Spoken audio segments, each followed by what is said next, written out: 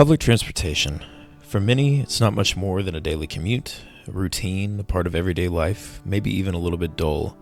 But for others, it's the difference between isolation and connection, joblessness and opportunity, or even a sedentary or active lifestyle. In this audio essay, I want to explore a simple but urgent question. What happens when we treat public transit like what it actually is? Not just as a luxury for dense, tightly packed cities, but as a public health tool and necessity, an equalizer for everyone and a vital part of urban life. And what about public transportation as it pertains to the city of Wichita? In what ways can we do better to provide for the people in need? My name is Jack Thornberry, and today we are going to talk about all things public transportation. So, to start this off, I want to begin by defining public transportation. Usually, when we think of public transit, the first thing that comes to mind is New York City or Chicago, or even overseas, somewhere like in Europe, London, or Paris. We see buses and trains and subways running on fixed routes and on fixed times, providing affordable and accessible mobility to the people of a given city. It's a service that's funded largely through government taxes and subsidies and supplemented by rider fares for repairs and maintenance. And for bigger cities like Chicago or New York, mass transit is kind of a given for the people that live there. But in places like Wichita, the system is more tenuous, it's more fragile, and it receives far, far less funding. As ridership in Wichita for the existing bus system dwindled during the COVID shutdown period, so did revenue and rider fares. Wichita's bus system is still feeling the aftershock. It's underused, it's underfunded, and it's becoming increasingly overlooked in favor of individualized modes of transportation around the city. But with a bit of critical reasoning, it becomes evident that abandoning public transit because of low ridership doesn't make any sense. It's like closing a fire station because there haven't been any fires recently. The service itself isn't the problem. Access and city investments are. So, what do we stand to lose or to gain when we ignore or invest in public transportation? Let's begin by focusing on the logistical aspects. Probably most simply, mass transit reduces traffic congestion. With more people on transit and fewer people in individual cars, there are fewer traffic jams and lower levels of automotive pollution. Public transit also connects people, especially lower-income residents, to jobs, educational opportunities, and essential services like doctors' offices and banks. As Robin R. M. Gershon in her article Public Transportation Advantages and Challenges puts it, workers are more likely to stay employed if they have easy and affordable means of getting to work. That's not just convenience, that's economic stability translated to the people of the city.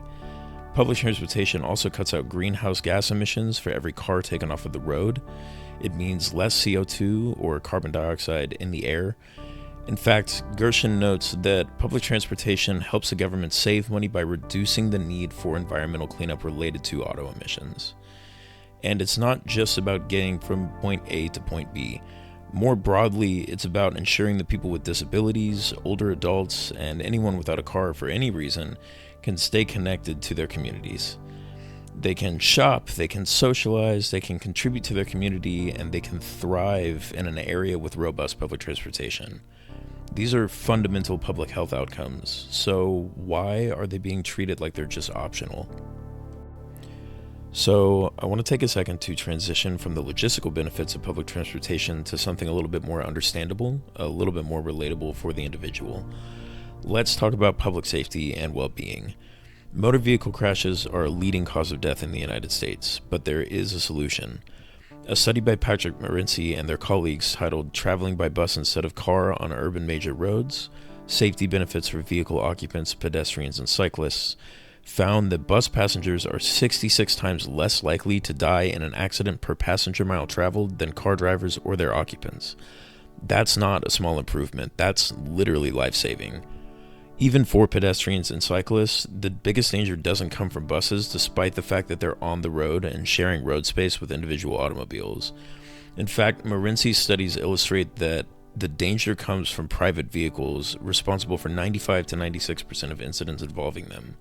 And the safety benefits aren't just about crash statistics. Transit users plainly walk more. Think about it. You've got to walk to the stop, wait, maybe walk again on the other end to whatever destination you're trying to get to after getting off of the bus.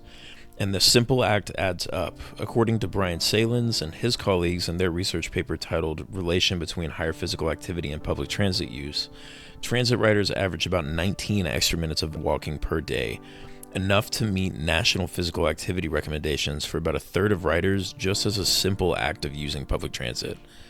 Salins et al.'s study also found that public transit users tend to have lower body mass indexes and improved cardiovascular health. That's right, simply taking the bus can make you healthier. No gym membership is necessary. And then, of course, there's the mental health ramifications of regular public transit use. A study that was performed by Yang Yang and his colleagues in England, titled Public Transit and Depression Among Older Adults, using agent-based models to examine plausible impacts of a free bus policy, found that when seniors were given free bus passes, their mental health statistics improved. The results were really staggering. Not only did participants become more socially active, but they also experienced, quote, less depression, better cognitive function, and greater independence. The bus became more than a ride for these people. It became an integral function of their daily lives, a primary method of connecting with their city and their community, even on the bus lines themselves. Imagine what that could mean for Wichita's senior community. The extension of these programs to senior citizens improves the quality of their lives by incredible metrics. These policies aren't entirely foreign to the United States, though they are less common than in some countries throughout the EU, like where the study was performed. For example, in the city of Chicago, city residents at ages 65 or older are given a free bus pass that also allows them to make use of the subway system in and around the city. Policies like this serve to extend the independence of a senior population for as long as possible. It also serves to take them off of the roads. When they're experiencing cognitive decline, it's best to give them an opportunity to make their way around the city without posing a danger to people on the streets driving individual cars.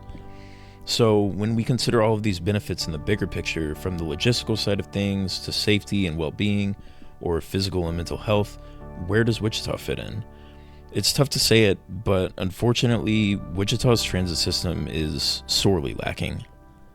In the last 6 years, over 200 bus stops have been removed by the city of Wichita. Wait times are significantly longer than they should be, often over 45 minutes in between stops. There's no service past 8 p.m. on any day of the week, and buses don't run at all on Sundays. For many, these restrictions make transit simply too unreliable to use in their day-to-day lives.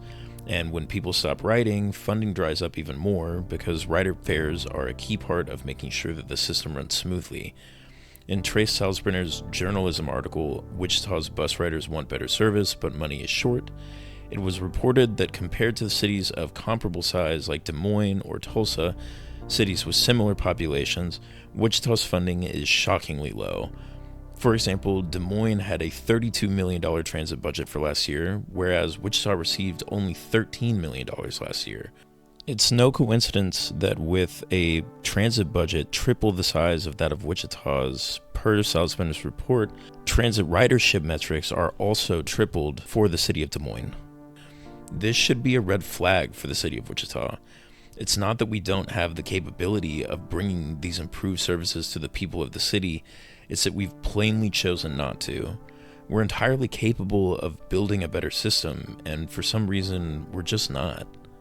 Now, there are some critiques of the idea that Wichita needs expanded and more robust public transportation. These can be frustrating, but I think it's important to place critiques in the context in which they're made most useful to strengthen the argument, and that context is acknowledging that the system itself is not perfect, and working collectively to make it better by folding these critiques into the city response. So, the primary argument that you're going to run into is that some people just think that Wichita isn't dense enough.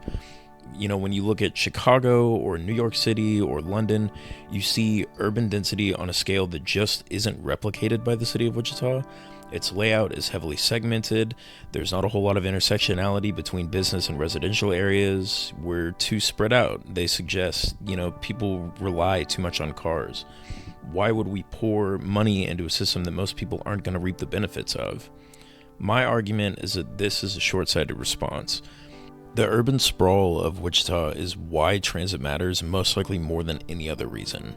If you don't have a car here in Wichita, you're not just inconvenienced because of Wichita's urban sprawl, you're practically abandoned. The bus system in the city isn't reliable or timely enough to get you to your destination in a reasonable amount of time, and the aforementioned urban sprawl of the city makes it practically impossible to walk to your essential daily functions like your workplace. So if you don't have a car, you're essentially out of luck.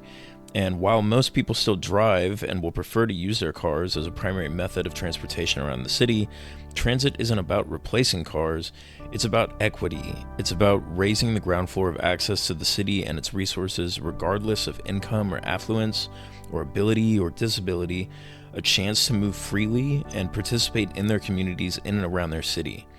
So let's jump forward a little bit. Let's think about the future.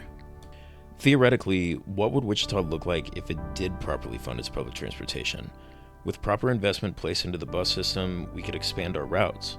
We could cut wait times at stops to a more manageable sub 10 minutes metric. We could increase the size of the bus fleet and run buses later into the night, even 24/7. We could help our people reach their jobs, their schools, hospitals, loved ones, restaurants, community centers.